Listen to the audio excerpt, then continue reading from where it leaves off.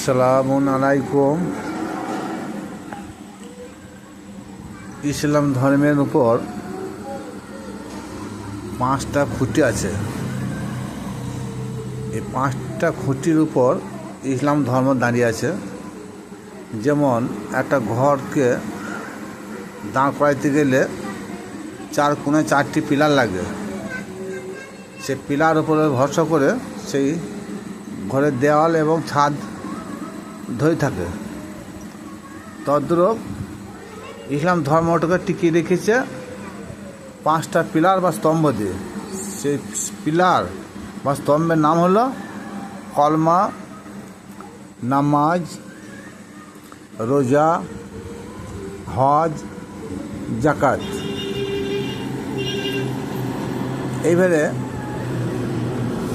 এই 5টা স্তম্ভ বা রুকন প্রথমে বলা হয়েছে কলমা পড়ে ঈমান আনতে হয়।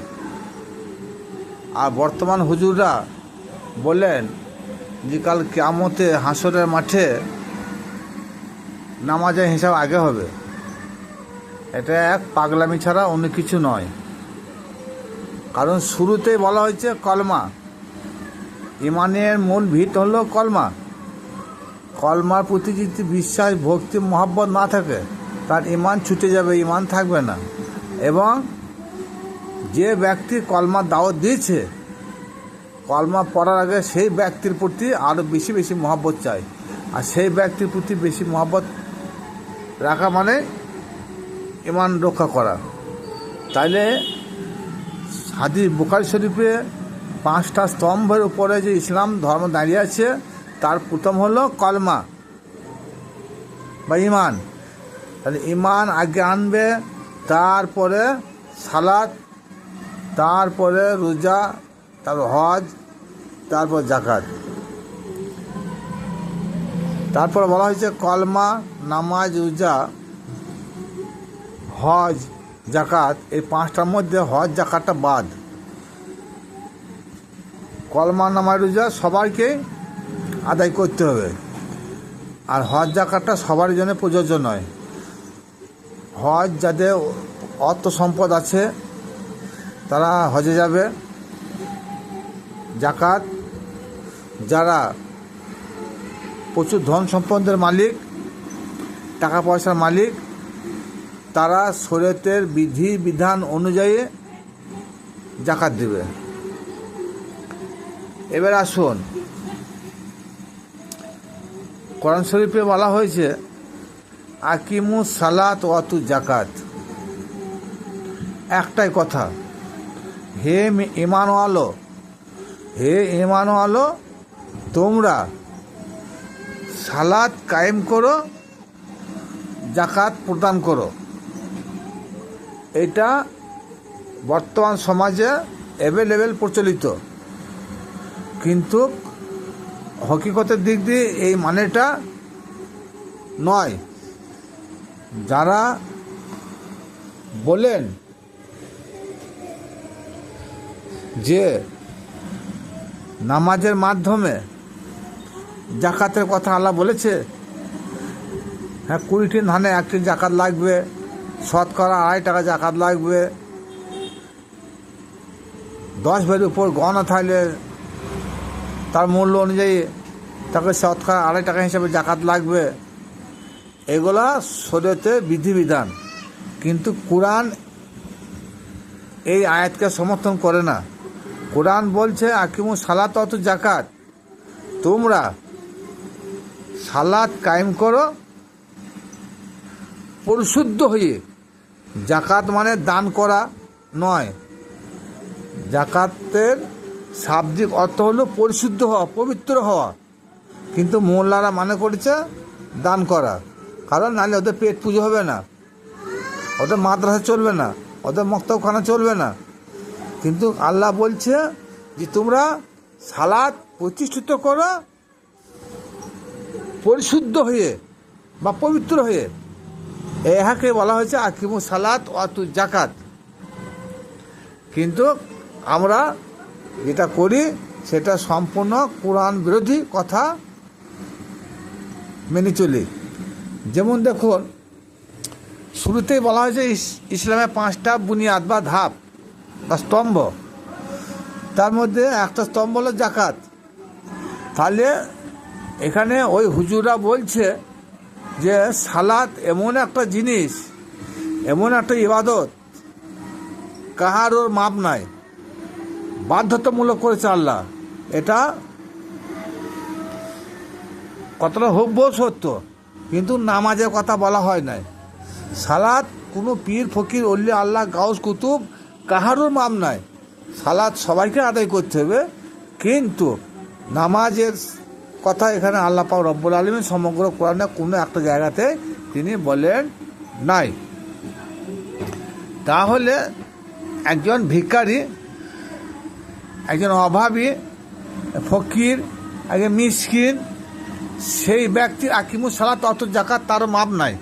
তাহলে সেই যে অভাবী, মিসকিন, ফকির, গরিব, তো সে কিসের জাকাত দিবে? তার তো মালই নাই, সম্পদ নাই, টাকাই নাই, জাকাতটা দিবে কিসের? তখন এই মোল্লারা ভেবি পাবে না। মোল্লারা যে বলেছে যে অর্থের বিনিময়ে জাকাত দিতে হবে, কিন্তু একজন ফকির, মিসকিন, ভিখারি, তার তো অর্থ সম্পদ, ধন সম্পদ কিছুই নাই, সে কিসের জাকাত দিবে? কিন্তু তাকেও কিন্তু আকিমুস সালাত অত জাকাত পালন করতেই হবে। তাহলে আকিমুস সালাত অত জাকাত একজন ভিখারি, একজন নিঃস্ব, একজন মিসকিনকে যখন আদায় করতে হবে, সুতরাং তাকে সালাত আদায় করতে হলে সর্বপ্রথম তাকে পবিত্র হতে হবে, পরিশুদ্ধ হতে হবে। পরিশুদ্ধ হয়ে তারপরে তাকে সালাত কায়েম করতে হবে। যার পরিশুদ্ধ নাই তার সালাত নাই। এই পরিশুদ্ধ আগে, আকিমুস সালাত অত জাকাত, তোমরা সালাত কায়েম করো পরিশুদ্ধ হয়ে। এটা হচ্ছে সুফিবাদের মতবাদ, পীর ওলি আল্লাহদের মতবাদ। এটাকে কেউ লঙ্ঘন করতে পারবে না। কেউ যদি গায়ের জোরে বলে যে না, জাকাতের অর্থ হলো 20টি ধানে 1টি ধান, শতকরা 2.5 টাকা, এগুলা বর্তমান হুজুরদের পেট পুজো ছাড়া অন্য কিছু নয়। এবার আসুন, যদি অর্থ সম্পদে যে দান করা যে জাকাত হয়, আর রুকু সিজদা করা যেতে নামাজ হইল বা সালাত হইল, তাহলে 3 দিনকার শিশু বাচ্চা ঈসা আলাইহিস সালামকে আল্লাহ পাক রব্বুল আলামিন বললেন, আমি তোমাকে বরকতময় করেছি, আর তোমার উপরে আকিমুস সালাত অত জাকাত বিধান দেওয়া হলো। এবং বিধানটা কতদিন দিয়েছে? ঈসা আলাইহিস সালাম বলছেন যে আমার রব আমাকে আদেশ দিয়েছেন আকিমুস সালাত অত জাকাত যতদিন আমি জীবিত থাকবো। তাহলে 3 দিনকার শিশু সে কী করে রুকু যাবে, কী করে সিজদায় যাবে? আর সে কখন বা নামাজ শিখলো? আমরা যে নামাজ শিখি, কিন্তু না, আমরা যে নামাজ শিখি প্রচলিত নামাজ, সে নামাজের কথা ঈসা আলাইহিস সালামকে আল্লাহ পাক রব্বুল আলামিন বললেন নাই। কারণ আল্লাহ পাক রব্বুল আলামিনের মাথা খারাপ হয়ে যায় না, তিনি পাগল নয়। আর যারা পাগল তারাই বলবে যে না, রুকু সিজদার নাম হচ্ছে সালাত। না, সালাতের বাংলা অর্থ হলো সংযোগ, স্মরণ, যোগাযোগ। এর ব্যাখ্যাটা পরে হবে। স্মরণ, সংযোগ, যোগাযোগ এইখানে জেনে যান। তাহলে 3 দিনকার শিশু বাচ্চা, তার ধন সম্পদ কিছুই নাই, সে কী করে সালাত করলো আর কী বা জাকাত দিল? এটা সারা বিশ্বে আলেমদের কাছে আমার প্রশ্ন থাকলো। তারপরে আর একটা কথা, ধন সম্পদের যদি জাকাতে হলো, তাহলে এই যে সূরা মরিয়মের 31 নম্বর আয়াতে আল্লাহ বললেন যে ঈসা আলাইহিস সালাম তুমি যতদিন জীবিত থাকবে ততদিন তোমাকে সালাত কায়েম করতে হবে এবং জাকাত প্রদান করতে হবে। আমরা হাদিস কোরআনে শুনছি, ওই হুজুরদের মুখে শুনছি, আল্লাহ পাক রব্বুল আলামিন বলেছেন, সেটাও আমরা মানছি। এটা প্রতি আমাদের কোনো অবিশ্বাস নয়, আমরা মেনে নিলাম যে ঈসা আলাইহিস সালাম তিনি মুর্দা নয়, তিনি জিন্দা, আসমানে তিনি জিন্দা আছেন। এবং এমন একটা সময় আসবে, সেই সময় ঈসা আলাইহিস সালাম হযরত মুহাম্মদ মুস্তাফা সাল্লাল্লাহু তাআলা আলাইহি সাল্লাম এর উম্মত হয়ে বাড়ি এই দেশে আসবেন। তাহলে নিশ্চয়ই ঈসা আলাইহিস সালাম জীবিত আছেন। তা ঈসা আলাইহিস সালাম যদি জীবিত থাকে, তাহলে আল্লাহ পাক রব্বুল আলামিন তেনাকে যে দায়িত্ব দিয়েছে যে যতদিন তুমি জীবিত থাকবে ততদিন সালাত করবে আর জাকাত দিবে। তাই সে কোনো চৌথ আসমানে ঈসা আলাইহিস সালাম, তার ধন সম্পদ নাই, জমি জায়গা নাই, বাড়ি গাড়ি নাই, সোনার উপর কিছুই নাই, তো সে কী জাকাত দিচ্ছে? এটা আমার সারা বিশ্বের মৌলবীদের কাছে প্রশ্ন থাকলো যে 3 দিনকার শিশু বাচ্চা তিনি যে চৌথ আসমানে জীবিত আছেন, তো সে যে বললো আল্লাহ পাক রব্বুল আলামিন আমাকে কোরআনে আইন নাজিল করেছে যতদিন আমি জীবিত থাকবো ততদিন আমি সালাত ও জাকাত প্রদান করব। তা তিনি তখন জীবিত আছেন, তাহলে চৌথ আসমান থেকে তিনি কীভাবে সালাত করছেন আর কীভাবে তিনি জাকাত দিচ্ছেন, এটা ভাবতে হবে। সংক্ষিপ্ত আলোচনা করলাম, বাকিটা আপন আপন প্রিয় মুর্শিদের কাছে বুঝে নেবেন। খোদা হাফেজ।